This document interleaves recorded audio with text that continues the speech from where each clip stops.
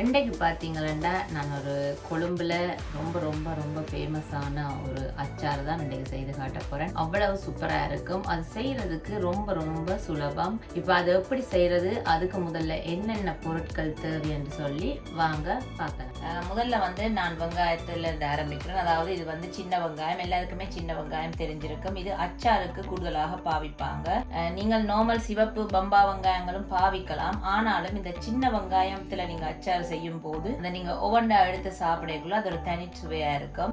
நான் பொதுவா எல்லா மரக்கறி, அதாவது வெங்காயம், கேரட், கறி மிளகாய், பச்சை மிளகாய், இது எல்லாத்தையுமே நான் கழுவி ஒரு நல்ல ஒரு சுத்தமான துணியில போட்டு நல்லா அதை ஒரு தண்ணி இல்லாம வடிவா காய வச்சு எடுத்தேன். நான் காய வச்சு நீங்க வடிவா ஒத்தி எடுத்தாலும் ஓகே. 250 கிராம் சின்ன வெங்காயம் எடுத்திருக்கிறேன். அதே போல இங்கால 4 கேரட் எடுத்திருக்கிறேன். கேரட்டும் நான் சொன்ன மாதிரியே கழுவி நல்ல தண்ணி ஒன்றும், அதாவது ஈரப்பதம் இல்லாம வடிவா துணியால துடைச்சு எடுத்திருக்கிறேன். அதுக்கு பிறகு கறி மிளகாய், இந்த பெரிய மிளகாய் பொதுவா இந்த டெவல்களுக்கு ஸ்ரீலங்கால பாவிக்கிறவே மிளகாய் நீங்க எவ்வளவும் போட்டுக்கொள்ளலாம். இந்த அச்சார்ல இந்த மிளகாய் ஊறும் போது அது நீங்க சோறோட எடுத்து சாப்பிடக்குள்ள நல்ல சுவையா இருக்கும். நீங்க இது அளவில்லை. நான் ஒரு 5 மிளகாய் எடுத்திருக்கிறேன். உங்களுக்கு வேணுமெண்டா நீங்க ஒரு 6ல இருந்து 7 மிளகாய் போட்டுக்கொள்ளலாம். அதுக்கு பிறகு இங்கால பாத்தீங்கன்னு சொன்னா நல்ல உரைப்பான பச்சை மிளகாய், இதையுமே நான் கழுவி நான் சொன்ன போல துணியில நல்லா துடைச்சு, அதாவது நல்லா ஒத்தி எடுத்திருக்கிறேன். ஈரமே இதுல இல்ல, நல்ல வடிவா கழுவி இருக்கு. இது நான் இப்படியே காம்போடு தான் போட போறேன். இது ஒரு 150 கிராம் நான் பச்சை மிளகாய் எடுத்திருக்கிறேன். அதுக்கு பிறகு இஞ்சால இந்த அச்சாருக்கு நாங்க தயாரிக்க வேண்டிய மசாலா, இது பேரிச்சம்பழம் நான் ஒரு 125 கிராம் எடுத்திருக்கிறேன். அதுக்கு பிறகு நான் கடுகு ஒரு 2 டீஸ்பூன் நான் கடுகு போட போறேன். கடுகு கூடுதலாக சூடுன்னு சொல்லுவேன், அதனால நிறைய கடுகு சேர்க்க வேண்டிய அவசியம் இல்லை. அந்த ஒரு வாசனைக்காண்டி நான் கடுகு போட. அதுக்கு பிறகு இது பாத்தீங்கன்னா சீனி, இனிப்புக்கு சீனி நான் நிறைய போடல. என்னென்னா ஏற்கனவே பேரிச்சம்பழம் இனிப்பு தன்மைன்றபடியா சீனி நான் ஒரு 2 டீஸ்பூன் எடுத்திருக்கிறேன். அதுக்கு பிறகு உரைப்புக்கு நான் இன்றைக்கு சில்லி ஃபிளேக்ஸ் துண்டா நொறுக்கிய செத்தல் மிளகாய் எடுத்திருக்கிறேன். நாங்கள் எப்பவுமே உரைப்பு உங்களுக்கு எவ்வளவு விருப்பமோ நீங்க போட்டுக்கொள்ளலாம். நான் எங்களோட வீட்டுக்கு எவ்வளவு காரம் வேணுமோ அதுக்கேற்ற மாதிரி தான் நான் உரைப்பு சேர்க்க போறேன். அதுக்கு பிறகு சுவைக்கேற்ற அளவு உப்பு. மெயின் ஐட்டம் இந்த அச்சாறு செய்யறதுக்கு எல்லாம் இருந்தாலுமே முக்கிய ஒரு பொருள் இந்த வினிகர். நான் வினிகர் எடுத்திருக்கிறேன். எம்டி மார்க்ல தேங்காயில தயாரிச்ச வினிகர், கோகனட் வினிகர் எடுத்திருக்கிறேன். நீங்க வேற இப்ப உங்களுக்கு இது கிடைக்காட்டியும் நீங்கள் இங்க வெளிநாடுகள்ல சூப்பர் மார்க்கெட்ல ஆப்பிள் சைடர் வினிகர் இருக்குது, நீங்க அதையும் நீங்க பாவிச்சு கொள்ளலாம். அதனால நீங்க எந்த வினிகரும் பாவிச்சு கொள்ளலாம். நான் இன்றைக்கு எடுத்திருக்கிறது இந்த எம்டி மார்க்ல கோகனட் வினிகர். நான் இதுவும் தான் இதுக்கு சேர்க்க போறேன். இது இல்லாம நாங்க அச்சாறு செய்யவே முடியாது. இதுதான் முதல் முக்கியமான ஒரு பொருள் அச்சாறு செய்யறதுக்கு. அதுக்கு பிறகு பாத்தீங்கன்னா ஒரு 2 சின்ன துண்டளவு இஞ்சி, அதோட நான் ஒரு பெரிய உள்ளி எடுத்திருக்கிறேன். இது வாசனைக்கு தான். உங்களுக்கு இஞ்சி உள்ளி போட விருப்பம் இல்லாட்டி நீங்க போடாமையும் விட்டுக்கொள்ளலாம், பிரச்சனை இல்லை. இப்ப வாங்க இந்த அச்சாறு எப்படி ரெடி பண்றேன்னு சொல்லி பார்க்கலாம். இப்ப முதல்ல நான் கேரட்டை வெட்ட போறேன்.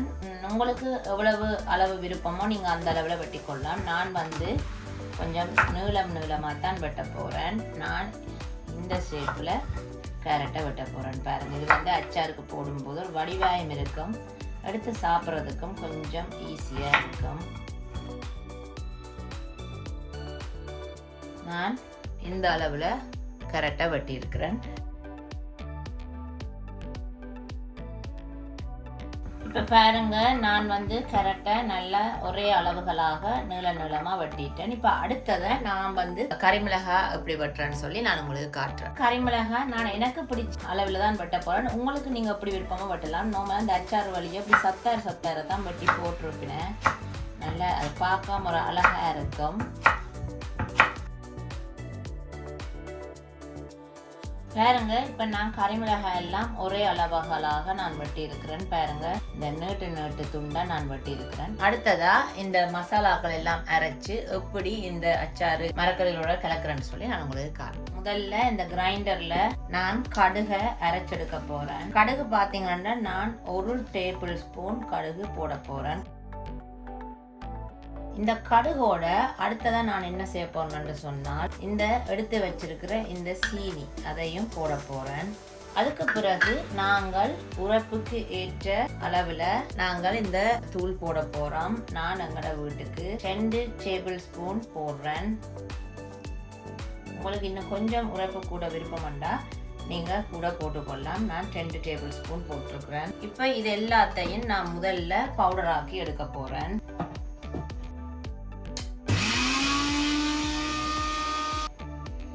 பாருங்க, இப்போ இது நல்ல பவுடர் ஆயிட்டு அடுத்ததா நான் இதுக்குள்ள எடுத்து வச்சிருக்கிற இந்த டேட்ஸை போட்டு அடிக்க போறேன்.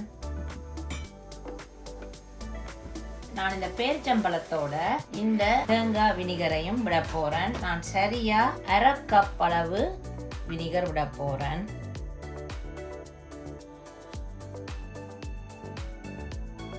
சரியா பாருங்க, 1/2 கப் அளவு வினிகர் விட போறேன். இப்ப இதையும் நல்லா மையா அரைச்செடுக்கணும். இப்ப நான் அரைச்சிட்டு வந்து உங்களுக்கு காட்டுறேன். பாருங்க, நல்லா அரைச்செடுத்துட்டேன். பாருங்க, சும்மா அந்த திக் களியா வந்திருக்கு. இது வந்து இப்படித்தான் இருக்கணும். பாருங்க, நல்ல ஒரு திக்கான களியா இருக்கு. ஆக தண்ணி தன்மையா இருக்கக்கூடாது. ரெண்டாக தண்ணி தன்மையாக இருந்தால் நீங்கள் அந்த அச்சாறு போட்டு போத்தில் அடைச்சி வைக்கும்போது நிறைய தண்ணி தன்மையாக வந்துடும். இப்படி கொஞ்சம் நல்ல கட்டிப்பதமாக இருந்தால் தான் நீங்கள் போத்தில் போட்டு ஒரு கிழமைக்கு மேலே வைக்க இந்த மரக்கல்லேருந்து வர தண்ணியோடு இது சேரும்போது இது இந்த அளவு பதம் சரியாக இருக்கும். அடுத்ததாக நாங்கள் மரக்கறிகளை இதோட போட்டு அப்படி கலக்கிறேன்னு சொல்லி பார்ப்போம். உங்களுக்கு ஏற்கனவே காட்டின இஞ்சி உள்ளி இதை நான் இடித்து வச்சிருக்கிறேன். அதை நான் இதுக்குள்ளே போட்டு கலந்து விட போகிறேன். அதோட தேவையான அளவு உப்பு பார்த்து போடுங்க. சுவைக்கேற்றவாறு அட்ஜஸ்ட் பண்ணலாம். ஒரே அடியாக போட தேவையில்லை. 1 டீஸ்பூன் அளவு நான் போட்டிருக்கிறேன். இதை நல்லா கலந்து விடுவோம்.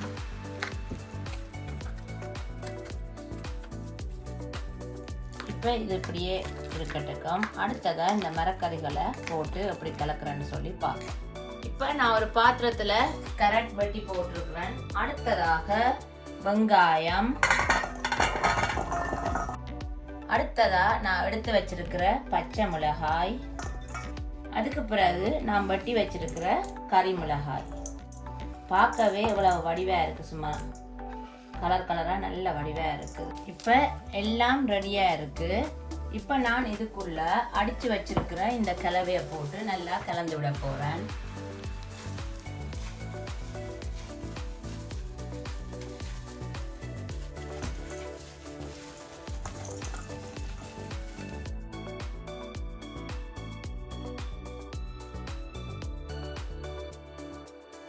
பாருங்க, இப்ப நான் எல்லாத்தையும் நல்லா கலந்து விட்டுட்டேன். பாருங்க, பார்க்கவே அவ்வளவு சூப்பரா இருக்குது. உண்மைக்குமே இது வந்து ஒரு 2-3 நாளைக்கு மேல போத்துல போட்டு நல்லா ஊறினா இன்னும் நல்ல சுவையா இருக்கும்.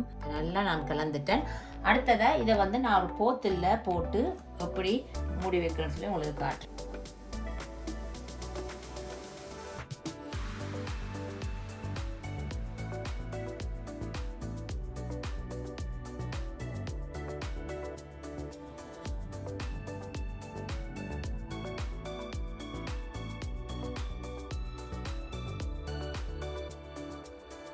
கண்ணாடி போத்துல ஈர தன்மையே இருக்கக்கூடாது. நல்ல வடிவாக துடைச்சி ஈரம் இல்லாத ஒரு கண்ணாடி போத்தில் நான் இந்த அச்சாரை போட்டு வைக்க போகிறேன். இதை நீங்கள் கண்ணாடி போத்தில் போட்டு வச்சிங்கன்னா எவ்வளோ நாளும் வச்சு நீங்கள் வடிவாக சாப்பிட்லாம். நாங்கள் எங்களோட வீட்டில் இப்படித்தான் அச்சாரோ ஊறுகாயோ செய்தால் இந்த மாதிரி போத்தில் போட்டு வச்சா நாங்கள் ஒரு மாதத்துக்கிட்ட நீங்கள் இதை வச்சு சாப்பிடலாம்.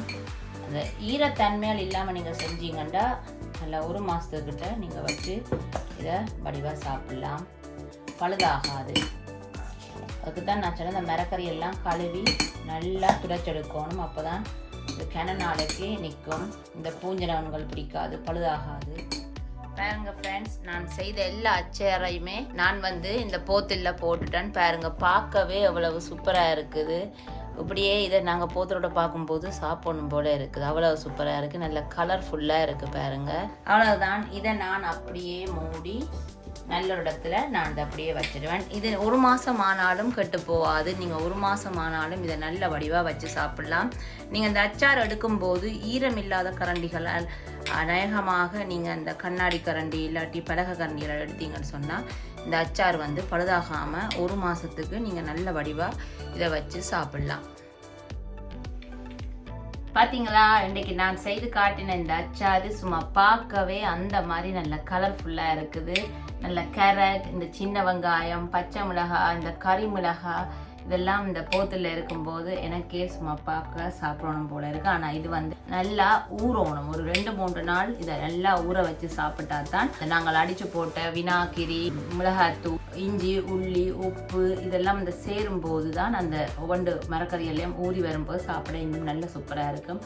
என்னுடைய வீடியோவுக்கு இதுவரை காலமும் சப்போர்ட் பண்ணி சப்ஸ்கிரைப் பண்ண எல்லாருக்குமே ரொம்ப ரொம்ப நன்றி. நான் இதே மாதிரி இன்னும் ஒரு வித்தியாசமான வீடியோட நான் உங்களை சந்திக்கிறேன். அது வரைக்கும் பாய்.